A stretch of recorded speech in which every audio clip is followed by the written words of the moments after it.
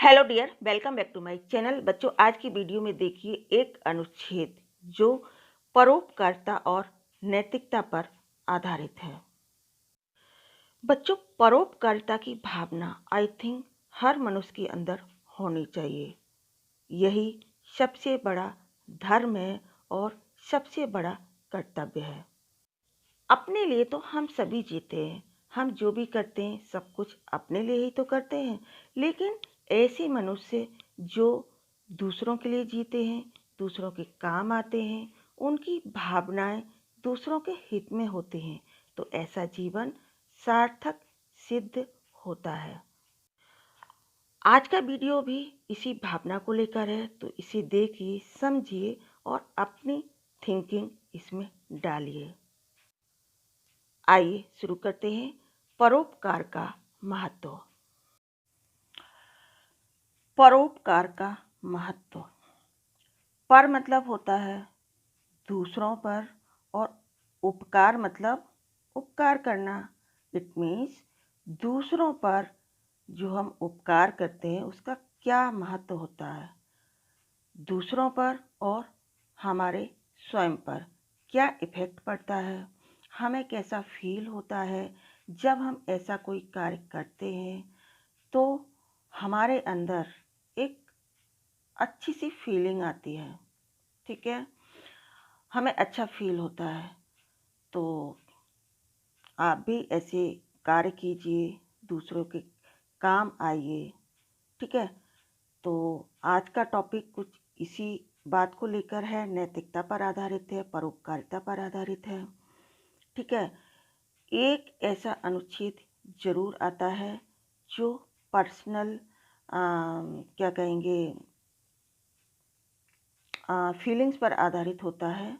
इसमें पता चलता है कि आपके अंदर क्या फीलिंग्स हैं, क्या भावनाएं हैं दूसरों के लिए, ठीक है। तो इसके संकेत बिंदु हैं परोपकार का अर्थ, परोपकार से लाभ, परोपकारी व्यक्तियों के उदाहरण तथा उपसंहार। खास तौर पर उपसंहार नहीं आता है, 3 ही बिंदु होते हैं जिन्हें आपको डिटेल में लिखना होता है। तो मनुष्य एक सामाजिक प्राणी है। सामाजिक मतलब मनुष्य समाज में रहता है, अकेला कोई जंगल में तो रह नहीं सकता। तो जाहिर सी बात है कि मनुष्य या मानव एक सामाजिक प्राणी है। परस्पर सहयोग उसके जीवन का महत्वपूर्ण अंग है। परस्पर सहयोग मतलब आपस में मिलजुल कर रहना, ठीक है। परस्पर सहयोग के अभाव में समाज का अस्तित्व ही नहीं रह जाता।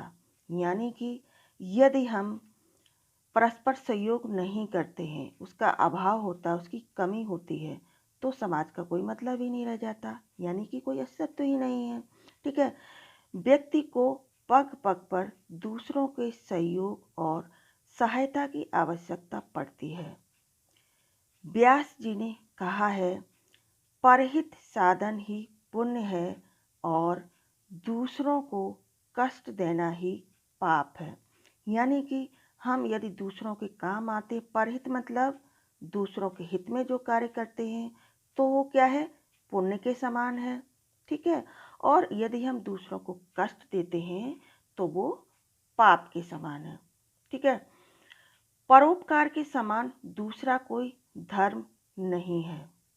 कितनी सुंदर लाइन है, देखिए आप, ठीक है। परोपकार पर प्रत्यक्ष उदाहरण प्रकृति में देखने को मिलता है। जैसे मेघ दूसरों के लिए वर्षा करते हैं, मेघ यानी कि बादल। वायु दूसरों के लिए चलती है तथा सरिता दूसरों की प्यास बुझाने के लिए बहती है। सरिता मीन्स नदी, ठीक है।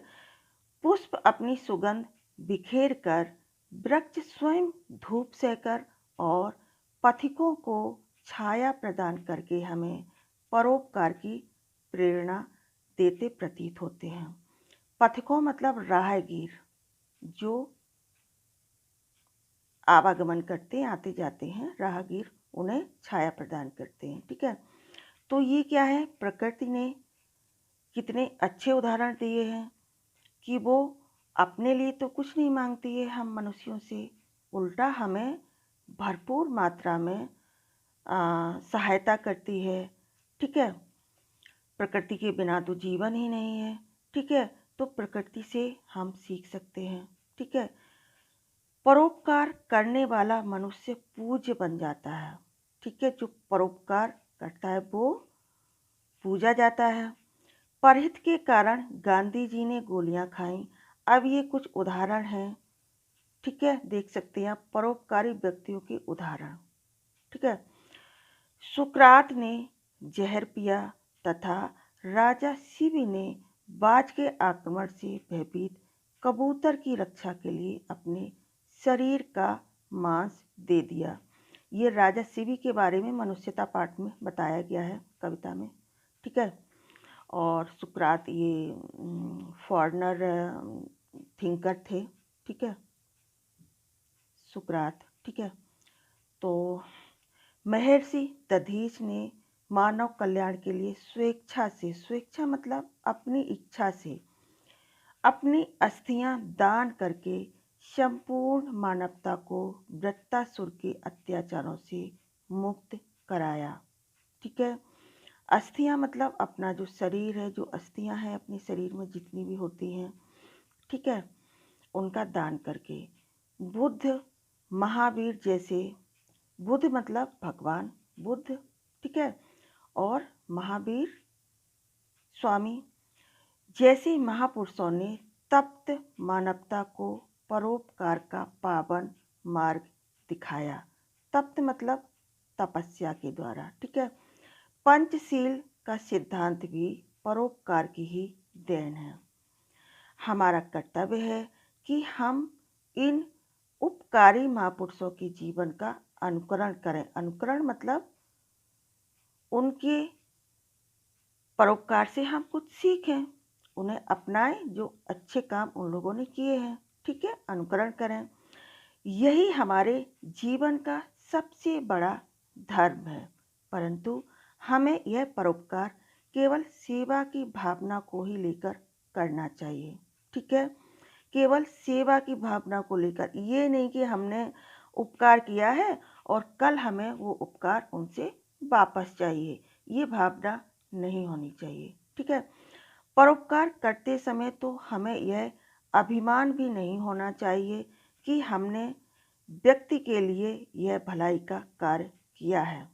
अभिमान यानी कि प्राउड नहीं होना चाहिए, घमंड नहीं होना चाहिए। ठीक है, निस्वार्थ भाव से हमें परोपकार के कार्यों में समय लगाना चाहिए। निस्वार्थ भाव यानी कि बिना किसी स्वार्थ के। ठीक है, तो आप देख सकते हैं कि छोटा सा पैराग्राफ एज ए अनुच्छेद, कितनी अच्छी अच्छी बातें इसमें लिखी गई हैं। इसमें जो भी उदाहरण दिए गए हैं उनकी जगह आप दूसरे उदाहरण भी लिख सकते हैं। ठीक है, एक दो लाइन आप अपने मन से भी लिख सकते हैं, क्या आप सोचते हैं, क्या आपकी फीलिंग्स हैं। ठीक है, और ओवरऑल बहुत अच्छा लिखा है इसमें। आप इसे एक दो बार पढ़िए, समझिए और फिर अपनी थिंकिंग को उसमें ऐड कीजिए और अपने मन से इस अनुच्छेद को तैयार कीजिए। ठीक है, ये 2014 में आया है, देख सकते हैं आप। तो अभी इसके चांसेस ज़्यादा है आने के। और अभी जो सिचुएशन है हमारे देश की, आपने देखा होगा कि कितने ही लोगों ने परोपकार की भावना का परिचय दिया है, कितने ही लोगों ने लोगों की मदद की है इस कोरोना काल में। ठीक है, अपनी चिंता किए बिना दूसरों के काम आए हैं। तो ये बहुत अच्छे उदाहरण हैं, इनमें से भी आप कोई उदाहरण लिख सकते हैं। ठीक है, तो इसे ज़रूर वॉच कीजिए, समझिए और इस अनुच्छेद को परीक्षा के लिए रेडी कीजिए। Thanks for watching this video.